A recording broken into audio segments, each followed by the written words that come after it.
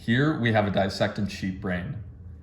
Looking at the brain from the top view, the brain consists of four major regions. The cerebrum. This also pairs with the cerebral cortex, which is the outermost layer of the cerebrum. The cerebellum, the brainstem, and the diencephalon, which is the central core of the brain. We'll see that later once we open it up. Let's go back to the cerebrum. The cerebrum has ridges and grooves all over it, right? The big ridges, like this or this, are referred to as the gyri. The smaller grooves, like this and this, are referred to as the sulci. The brain is covered in tough connective tissue. The outermost layer is called the dura mater, which is very dense and holds everything together.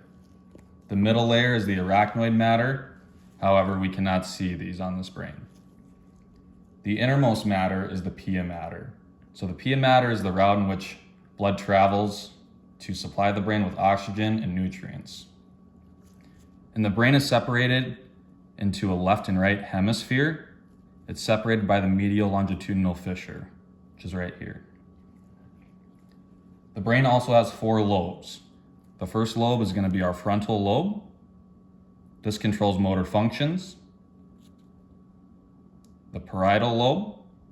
This receives and processes somatic sensory information. On the sides, we have our temporal lobe. This processes auditory sensations. And in the back, we have our occipital lobe, which processes visual sensations. Next, we're going to turn the brain over to look at the bottom view. First region we'll talk about is our olfactory bulbs. So the olfactory bulb relays impulses from the sinuses back to the cerebrum, helping in scent sensations. In the middle here, we also have our optic chiasma. This is where the optic nerves cross each other. So as you go down the brain, the optic nerves descend from 1 to 12. Next, we'll move to a sagittal view of the brain. The first portion I'd like to talk about is this looped portion right here. This is our corpus callosum. This is what connects the two hemispheres together. Next is the thalamus, and this acts as a sensory relay center for the brain. Right next to the thalamus, right here, is our pineal gland, and this secretes melatonin. Underneath the thalamus is the hypothalamus, and this helps regulate internal homeostasis. The brainstem is separated into three separate sections. So the first is the midbrain. This is the area between the pons and the diencephalon, which we just talked about. So the next area is the pons. The pons contains nerve tracts that connect the cerebellum with other parts of the brain. And lastly is the medulla oblongata. Medulla oblongata contains centers for numerous things such as heart rate, blood pressure, and respiration. It also contains reflex centers controlling coughing, sneezing, etc. So the brain also has a few different ventricles that contain cerebrospinal fluid. Here is the third ventricle.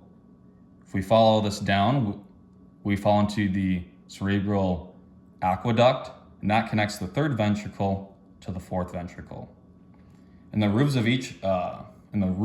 of each ventricle, there is a region called the choroid process, or the choroid plexus, and this area produces the cerebral spinal fluid. Underneath the lateral ventricle is an area called the hippocampus, and this is involved with emotional states and memory. However, we cannot see it from this view. The last thing we'll discuss is white and gray matter. We'll look into this interior portion of the cerebrum for that. The thick portion here is our white matter.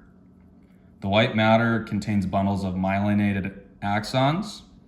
Gray matter can be found in the cerebral cortex, which we discussed earlier, so the outer portion of the cerebrum. This contains cell bodies, dendrites, and unmyelinated axons in the brain.